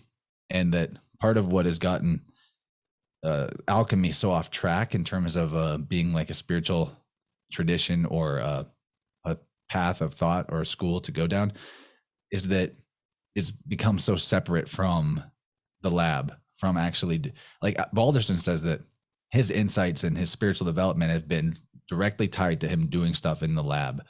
And I'd love to get on that path. I'd love to find a way to start doing lab alchemy myself and see if I can verify what he's saying for myself, because to me, that makes perfect sense. That if you do something in the physical external world in the sense of in the lab, it's also something that's happening within you, because in truth, there's not a division between the inner and outer world, and your experience in the outer world is a direct expression of your thought and of feelings, but mostly of thought. I'll hold up here and see if we want to go from here. No, man, well, there's so much within that too. And I think there is something to be said of the fact that because we have a body, we think that there's a barrier between everything that's contained in this is me, and everything on the outside of that is the other world. Where exactly what you said about like the ether, it's almost like the densities of what the ether is create those forms out of vibration, all these sort of things. But like you said, there isn't a division. There isn't like a barrier between them. It's just the sort of, I guess, the varying degrees of density that make those two things up. But there's always this constant interplay between these two things. It's a symbiosis. It's like an organic dance 24/7, 365. You know what I mean? Yeah, and I think the advantages of that on a free will level is like that container and that barrier, conceptual as it may be, of our body and in the outer world, gives us the capacity to have a story of life, to experience unknown. Because if we're in the state of the all-knowing, if we're in that pleromic, pure, universal etheric mind, there's not okay. So back to like collapsing divisions. The all is the same as the void, right? If everything is all at once, everything everywhere all at once, combined with its opposite. Remember in that movie, what happens? The villain character is trying to put everything in the universe onto a bagel, an everything bagel, and it's creating like a black hole, like a pure void. It's like inviting nothingness to take over all reality. Well, that's kind of a truism. Look at the yin and the yang. Look at the yin yang symbol. Like the void and the all, the black and the white, they're no different than each other. If you could consider even like the universe to be, I don't know where I heard this, but the universe is like a black or a white page with a story being written on it with black ink until the whole page is filled up with black, and then it switches to starting to write with white ink. And then a new story is written. I like that as a metaphor a lot. So that being said, like, why have the limitation, or like, why does Saturn exist in our experience? And like, is Saturn really the bad guy, the boundary holder?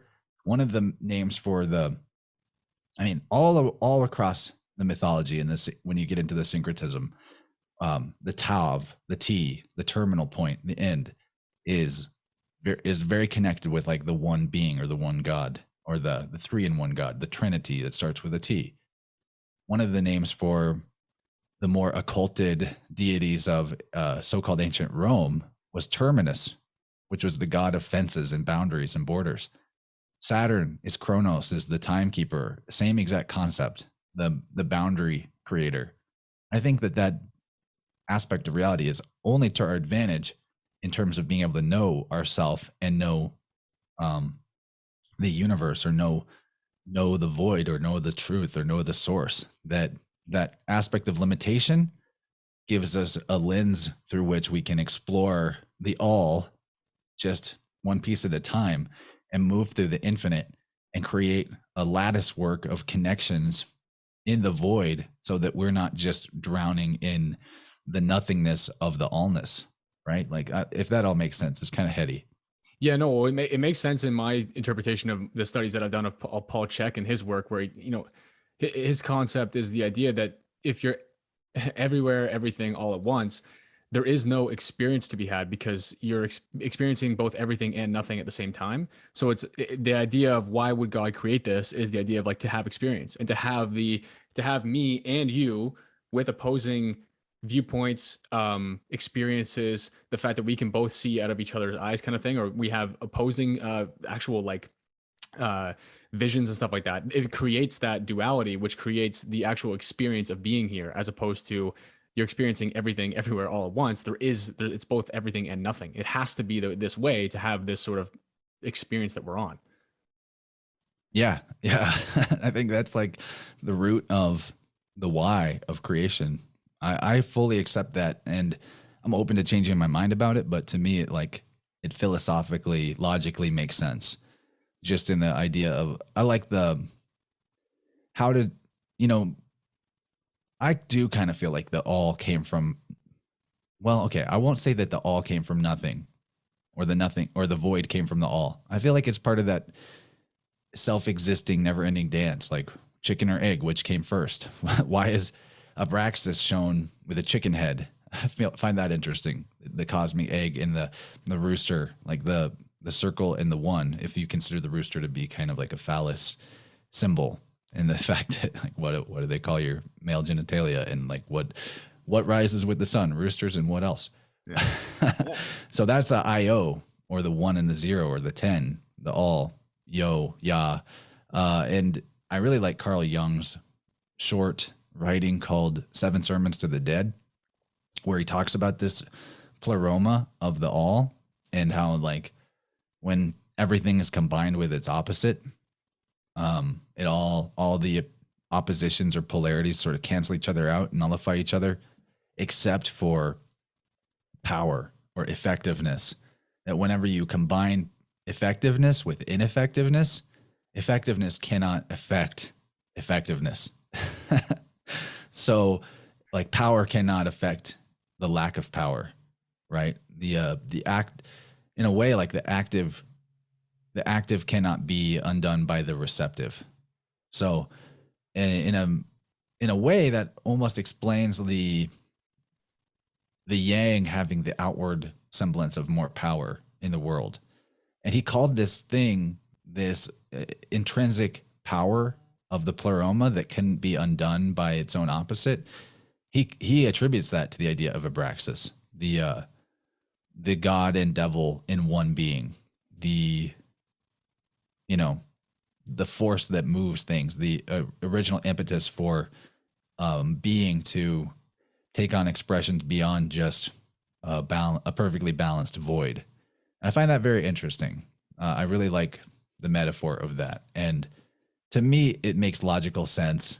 It is just philosophical thought experiment, but like, to me, like that gives me an understanding of why would there be nothing, or why is there something instead of nothing? That old question, like where did it all come from? Maybe it always has been because the intrinsic to the very concept of void itself is, in this paradoxical sense, power. And we see this in the more advanced sciences, like they call it 0-point field, 0-point energy. That's tapping into the ether. The ether is the void.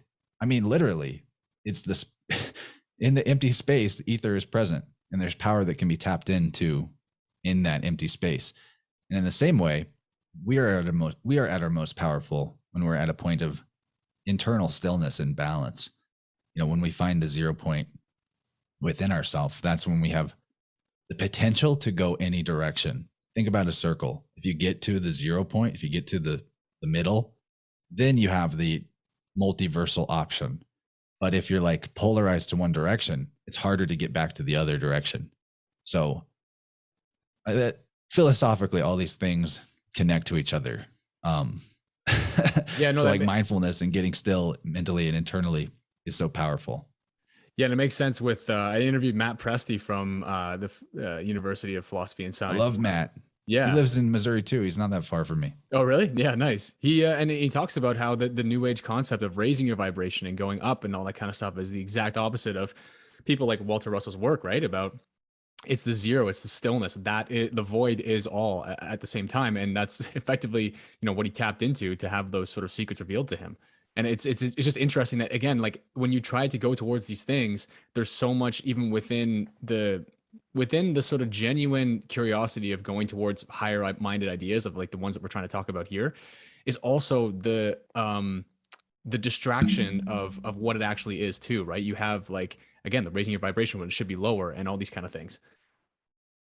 Well, like low vibration, high vibration, they're both polar ideas. So I do think that the stillness is the more powerful point, but there's another way of looking at the whole raising your frequency concept that actually approaches stillness in an odd way. Like if you consider a wave, I like what Matt says about that, but I can also see maybe where the idea of raising your vibration comes from, because if you consider a low frequency waveform, it's like this. And a high frequency waveform is like, I guess I need to explain that for people who are just listening, but the low frequency has really tall peaks and low troughs, and higher frequencies are a smaller wiggle, if that makes sense. And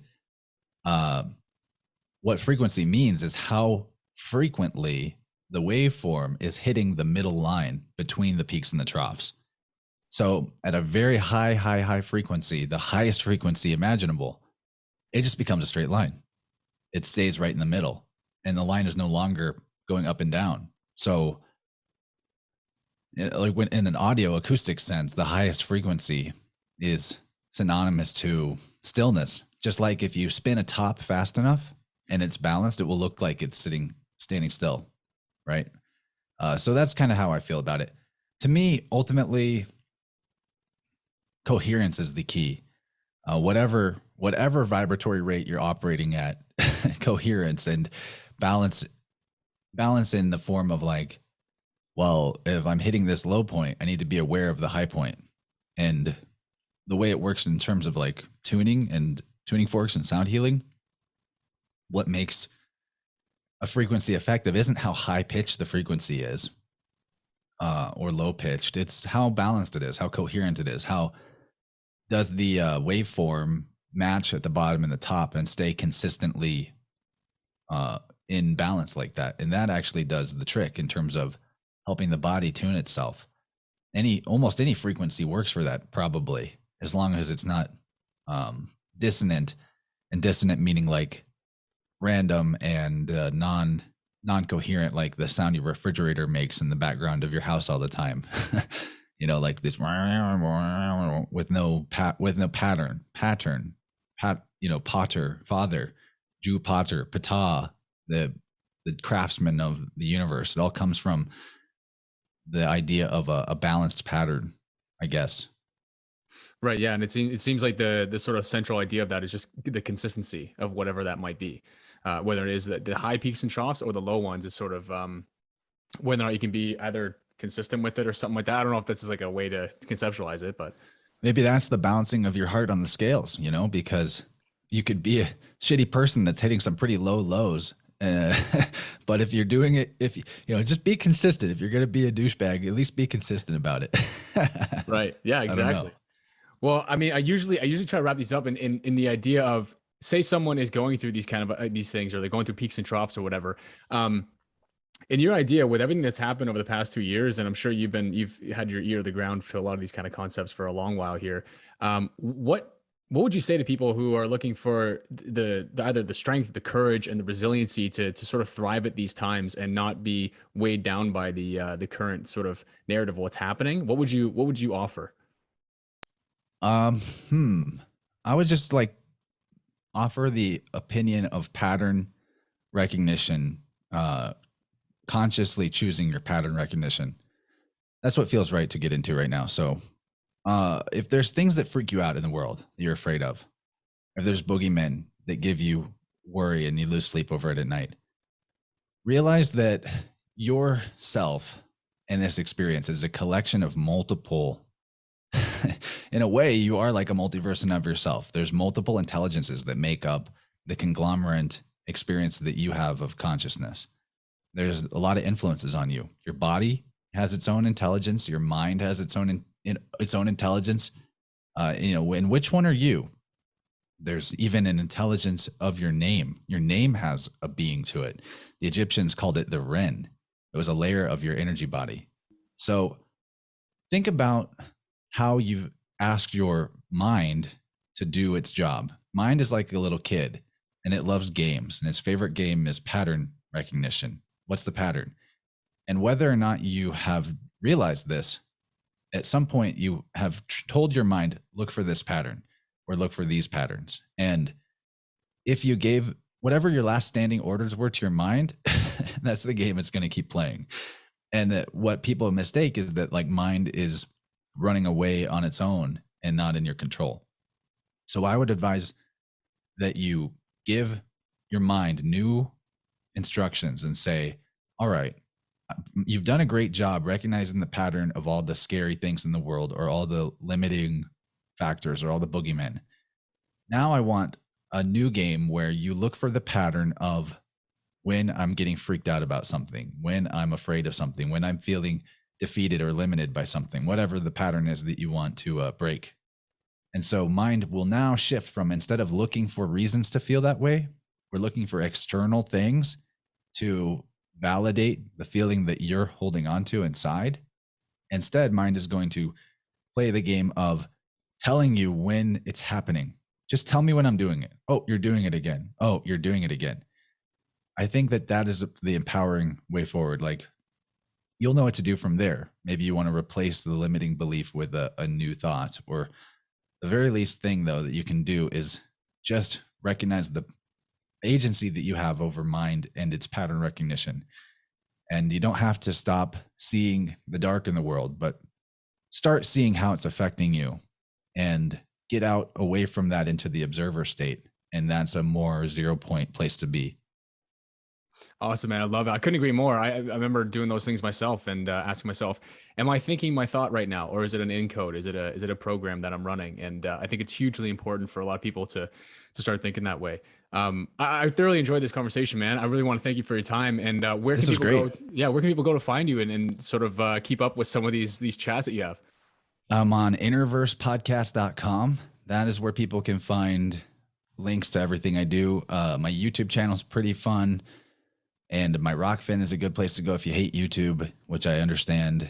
I do videos of everything I put out, but you can also subscribe through any of the podcast platforms out there that you might like, Spotify, Apple, any of the other apps that may exist. And also you can get in touch with me for tuning sessions if that's something you might be called to work with me on. And I've got plenty of videos out there that talk more about that process in depth. And I also do one-on-ones with tarot and I Ching.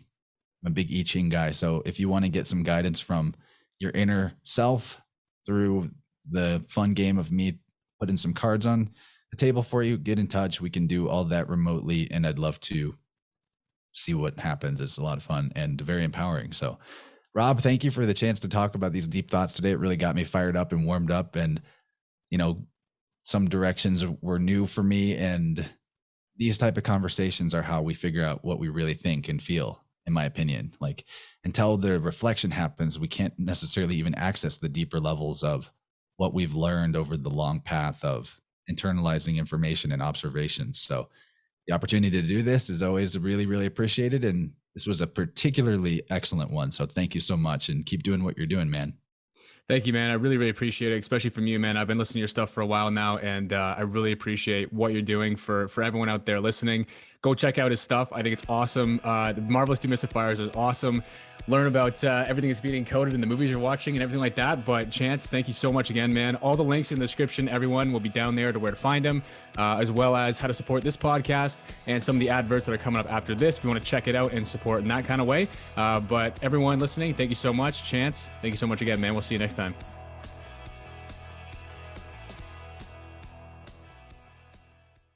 What if you could heal most of your ailments by simply breathing or drinking water? Check out episode 21 earlier this month with George Wiseman to learn about his AquaCure AC50 and the healing power of Brown's gas. His machine rehydrogenates your water molecules, reinvigorating you and replenishing your cells, informing your system that it finally has what it needs to fix any deficiencies in your system. You can inhale the gas through the breathing tubes provided if you sit at the computer during the day, or recharge the water you drink so your body gets more nutrients if you're on the go. In just 10 minutes, we charge our water here every morning for the day. I now drink nothing else but this. In episode 21, George goes over the many, many reviews of people who have cleared up numerous physical ailments after using his machine. And George even details a touching story of someone who overcame the very disease that his late wife succumbed to from using this machine he invented. George even talks about how it can help with radiation and even accounts of chemotherapy, so it can potentially help with something about the number 5 and the letter G. This is an unknown gem in the field. If you watch alternative doctors like Amanda Vollmer or Tom Cowan, you can see this machine in the background of their conversations. It's a great way to safeguard your health and well-being and feel better every day. They've been backed up and sold out with the amount of people catching on to this amazing technology. So click the link below and save before they're sold out again. By using the discount code DIGWITHIN, you can save 20% off at the checkout, which is a $500 savings. If you haven't yet, check out Blake Ward over at Seed. They make the best and actual stylish hemp clothing around. They're a conscious hemp clothing, actually fashionable, stylish, and unbelievably comfy. Their harem crotch makes it unisex, super comfy, and easy to wear. They're my favorite thing that I found over the last few years, and the only pants I wear now. What I do is size them up or down depending on what I want to wear them for, and it's not like typical pants where they're way too tight or way too big, because they have an elastic waistband and not a traditional button and zipper. And what I absolutely love about the company is that they are made in Cochrane, Alberta, driven to make a change in the world. No part of the process is done in the third world. They're all sewn here locally, and all of their employees make above minimum wage. Head over to theseedstore.ca to grab a pair. They have a 20% discount offer for being a new customer by signing up to their mailing list. And honestly, you're going to love them. So buy as many as you can with that 20% off. And if you want to buy more pairs in the future, you can use my discount code DIGWITHIN to save 15% off on your subsequent orders. If you're like me and sometimes have trouble getting a full night's sleep, it's probably just a magnesium deficiency. I take 2 capsules of Bioptimizer's Magnesium Breakthrough and it gives me the best night's sleep of my life. Their magnesium supplement is the best on the market because it's the only one that provides all 7 forms of magnesium in one capsule. Bioptimizers is the #1 selling natural digestive supplements in the market because they're completely natural and small batch produced to ensure the highest quality of their products. Their Massime supplements is another one of their best sellers. It helps you digest 3 times more protein that you eat. So it's a must if you're trying to achieve any fitness goals, as well as it's just a great one for everyone to have for general digestion of protein. It helps you save big on buying and eating more protein to feel full. Instead of buying more, digest more. They also have HCl for acid reflux, an amazing probiotic with P3OM, a constipation and herbal parasite cleanse if you're having digestive problems, and Gluten Guardian, an amazing supplement to help you digest gluten if you're having trouble avoiding it, but find yourself, you're at a party or you want to let loose every once in a while. You can bypass that bloated food coma with that, and you'll feel great on cheat meals or cheat days. Some of the best biohackers and holistic health practitioners rave about Bioptimizers, including Paul Chek, Ben Greenfield, and many, many more. It's definitely worth checking out, and you can save on some bundle deals by using the link below. If you're in Ontario and want access to the best possible food you can get your hands on, head over to wildmeadowsfarm.ca for everything that you need. They've got the best grass-fed, grass-finished food that you can find. I love their nose-to-tail ground beef, which is 80% ground beef and 20% organ meats, because organ meats are the best things you can consume. And it's what our ancestors coveted more than anything else when they were hunting. And this is the best way to reintroduce them into your diet. They have everything from chicken, beef, bison, lamb, elk, duck, pepperettes, broth, bones, fermented food, eggs, and dairy. They even have a discount section on their website, as great food is a bit more expensive, so they cater to whatever you need. And also, if you're a bear, head over to the Beartaria Times app to find them in Ontario there, and they offer a discount code only to bears. It's the best food I've found in Ontario, and you won't be disappointed. Hi, I'm Asher Cowan, CEO of Dr. Cowan's Garden. We started our company to make getting vegetable diversity into your diet easy. We make nutritious and delicious vegetable powders made from beyond organic vegetables grown on small family-run farms. Think of them as seasonings or spices that you use to cook with and can easily incorporate vegetable diversity and extra nutrition into the foods you and your children will eat. They're loaded with vitamins, minerals, and phytochemicals that are necessary to keep our bodies healthy and build a robust immune system. As a busy dad and husband, I used to struggle to find time to cook healthy meals for me and my family. What was most challenging was getting enough vegetables in our diet, especially enough variety. Now when I cook for my family, I add small amounts of different powders to just about everything we eat. And I feel good knowing that over the course of the day, we're getting the vegetable diversity and nutrition we need to maintain optimal health. Imagine not having to fight with your kids to get them to eat their veggies. What if you didn't need to spend all evening washing and chopping to prep your meal, only to have your children refuse to eat it? Our products are so versatile, they can be featured in high-end cuisine or hidden in foods your children will eat. Join the thousands of delighted customers and see how our products can make a difference in your life.